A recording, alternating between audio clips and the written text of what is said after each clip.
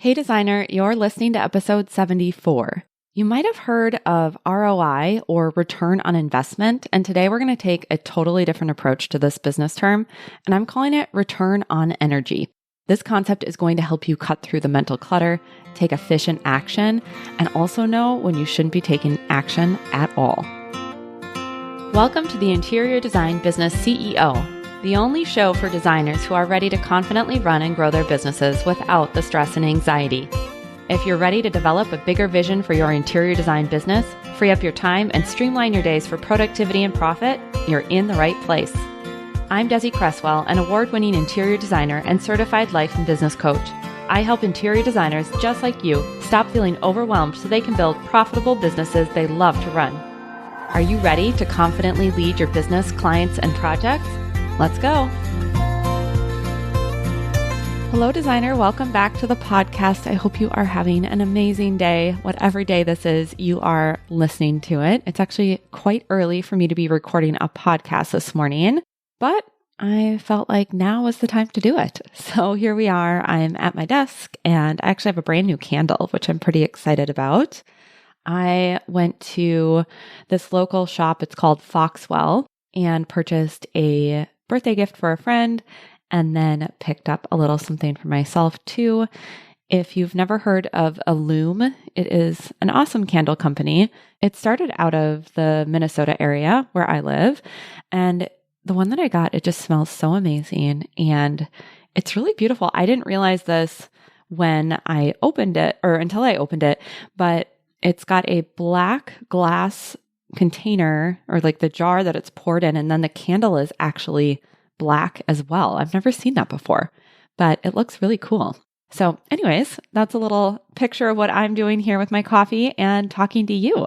Today, we're going to get into getting a return on your investments in your interior design business. But we're going to take a different approach today than what you normally hear about when it comes to getting a return on the investments you make in your business. Typically in the business world, owners will talk about this acronym ROI, or return on investment, often in like a financial sense.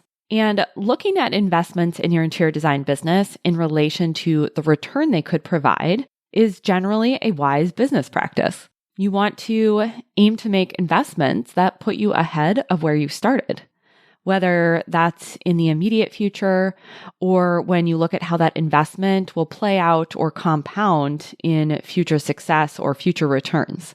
Like I said, often this is talked about from a financial sense, but I personally think that ROI, return on investment again, is a concept that really extends well beyond the financial realm. You can invest in a resource or support because it makes your life easier. There's a return for you that isn't necessarily financial. It might be financial too, but it doesn't have to be. Or you could make an investment in a resource or support because it increases your well-being or makes life or business more simple.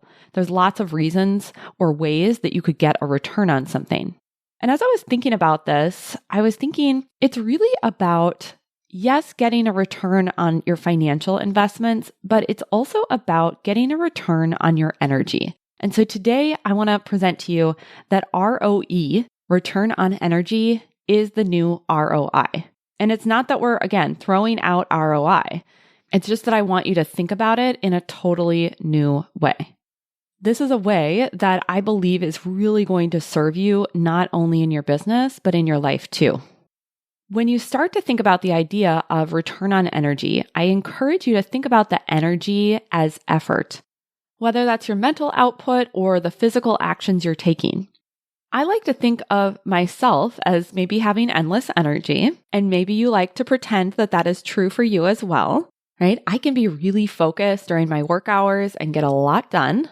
And I also have to remind myself there's a limit to where the return on my energy is being directed to projects and clients. It starts to diminish because it actually isn't endless or limitless. I can definitely recharge it and reset it. And my energy is also something that I have to be cognizant of and how I'm using it in the day to day. The energy that I use throughout the day, whether that's with my family or in my business, it creates value. Maybe it's value for me, value for my clients, value for the other people that I interact with or care for or support in my life. It could be all of us at once, which is the best case scenario. And when I'm talking about it in my business, when I think about the diminishing returns on my energy investment, I see this a lot, especially just as the day goes on. And I'm guessing that that is true for you too. Although I know for some of you, you have that kind of second wind or do a little bit better with focus in the afternoon. So this is just like not a blanket statement, but I'm sharing what is true for me. But as I, work throughout the day, my energy output or the value I create through my energy is definitely going to be less for me at 3 p.m. than it is at 8 a.m. So that means the return on my investment of energy, my ROE, is lower when it's later in the day and I've been working all day.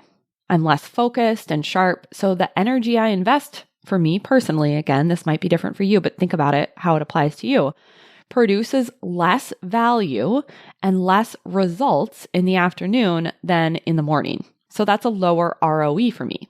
And by starting to think about it that way, then I can consider how I schedule my day, what types of activities I put on the calendar. When am I doing maybe content creation or these podcasts? When am I seeing clients? When am I creating new programs? And I can make decisions about if I want to wrap something up a little bit earlier or maybe push it a little farther, right? I can make a conscious decision, right? If I know that, it's getting kind of later, I'm feeling my energy wane, and I know that it's taking more output to get the same return, I can decide in that moment what I want to do about that. But this doesn't just apply to scheduling. You can think about the value and results that you create in your business by investing energy and what the return is. So what are the different things that you engage with in your business throughout the day that provide value or create value and results? And what are the things that don't? And then you can look at what is the return on my energy investment. I want to give you an example when this comes to return on energy with marketing specifically. I've had a few clients where I've been coaching them on this, and it's interesting how it showed up in different ways. So I'm going to use this as an example to just highlight how you can think about this concept. But of course, it's going to apply to anything that you're doing in your business, whether that is client facing or on the back end of the business to build business.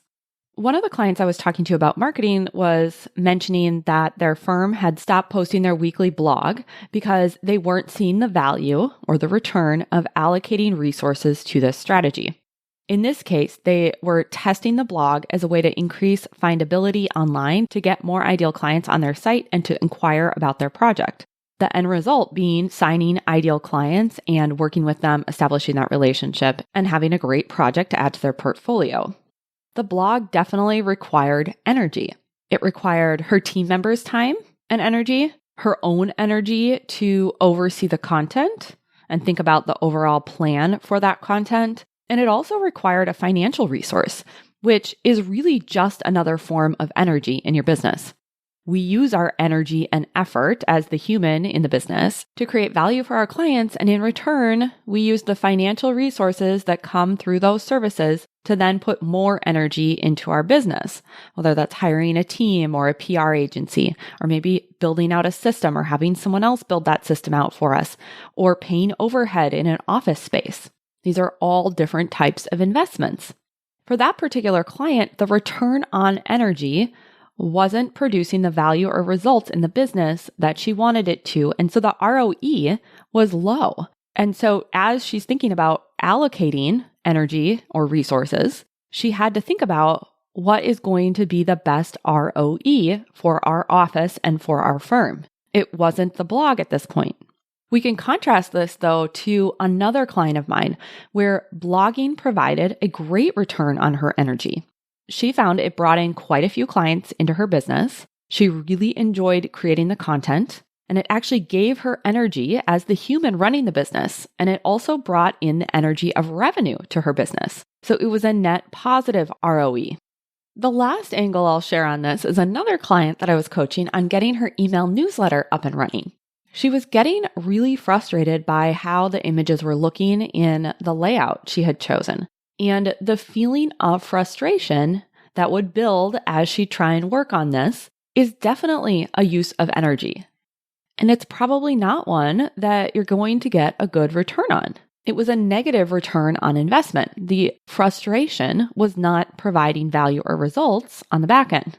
And not just because of the frustration, but the frustration was such that it was really preventing her from getting started with sending out the regular touch points to her list. So yes, the frustration of the formatting and the images and all of that, that was definitely not a great ROE, but it was also preventing future ROE in the business because she's using it as a marketing touch point. And if the touch point doesn't exist at all because of this one thing, then she's never going to see the results of that or get the data of how this particular marketing tactic is going to work for her so that she can decide if she keeps doing it or tweaks it, etc. When I was coaching her, I suggested it might be better to leave out the images right now to save the energy on this and use the energy for where it would provide a better return and more value in her interior design business. I even used this reframe of ROI to ROE this week for me too. You might have heard me mention on a previous podcast that I have a new coaching experience coming for you all. It's a hybrid of one-on-one and group, and that I'm going to be starting to offer that this spring. And it's for the more mature business owner. They've done the work to clear up the initial chaos and overwhelm, and now it's really time to step into that bigger vision for their life and business. And if you're hearing this and you're interested, send me a message because I can get you more details about that. It's going to be a super intimate group, and I'm going to be talking to everyone personally to make sure it's very curated. But anyways, that's a side tangent. But I do need a way to share all of the details of this program with the designers that I want to invite into it. And what I found myself doing was mentally circling on how to present this information. My brain was looping on like, what would be the quickest, but look the best? What would give me the least amount of technology troubles? And on and on and on. And now these are questions that I think could be useful for me to ask, but I'd already really asked those and narrowed it down to a couple of good options. And so essentially I was just in the thick of overthinking. I really just needed to make a decision. The circling on trying to get the best outcome or the best return for me was actually diminishing my ROE. So I noticed that. I noticed I was investing so much energy and time into something that was not producing value for me and my clients. And hemming and hawing over the right layout was not going to get me anywhere.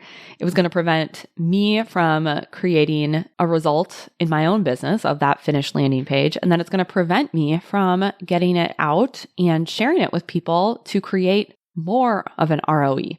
So the best ROE would actually come from just picking a template and starting to get the text in so I could share it with the designers I wanted to invite into the program, so that I was getting the return on my energy and I could also help them then get future returns on their energy.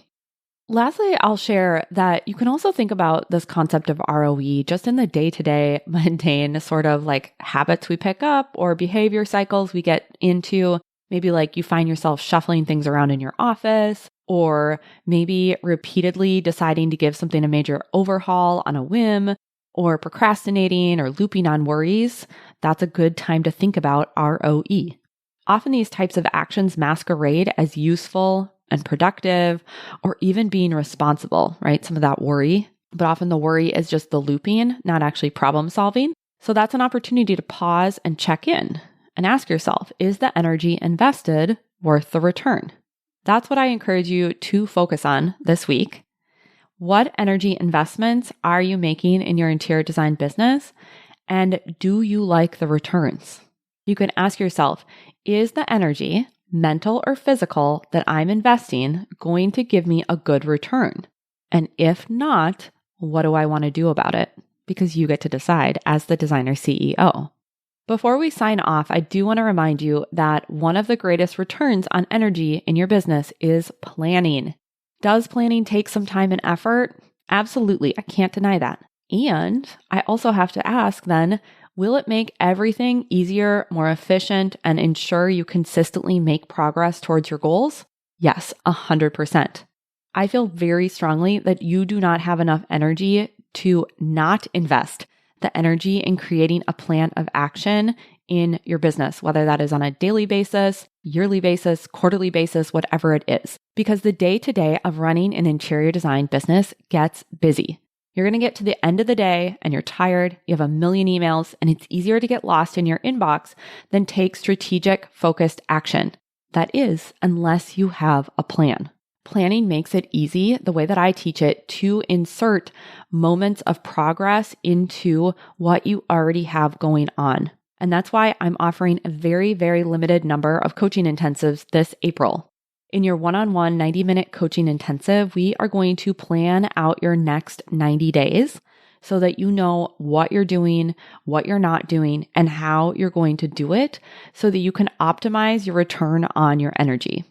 I'm calling this the 90 and 90 coaching intensive because we're taking 90 minutes of dedicated time just for you for fully personalized support and planning out the next 90 days. This intensive includes questions to prepare you for our time together so we can dive right in, the private session with just you and me focused on your business, and then also 2 weeks of email follow-up for support. The link is going to be in the show notes to select a date and time that works for you. If you can't find something that works for you and you want to reach out, please do. Or if you have any questions about how this works or if it's the right option for you, you can always reply to one of my emails or send me a DM on Instagram. I'm just at Desi Cresswell. I'm really excited to see how this concept of ROE lands for you. I'd love to hear how you apply it this week. And that's what I have for you today. As always, I will be back next Wednesday with a brand new episode. And until then, I'm wishing you a beautiful week with a very high ROE. Have you ever wished I could be your coach? If so, keep listening.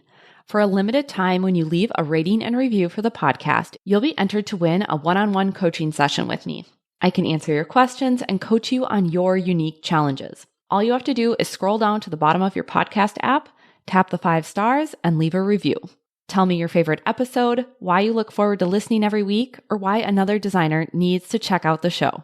It won't take long, and as a thank you for leaving a rating and review, you'll have the opportunity to win a private coaching session with me. Just click the link in the show notes to submit your review so I know how to get in touch. I can't wait to select a winner, and it might be you. I'll talk to you next week. Thanks for joining me for this week's episode of the Interior Design Business CEO. If you want more tips, tools, and strategies, visit www.desicresswell.com. And if you're ready to take what you've learned on the podcast to the next level, I'd love for you to check out my signature group coaching program, Out of Overwhelm.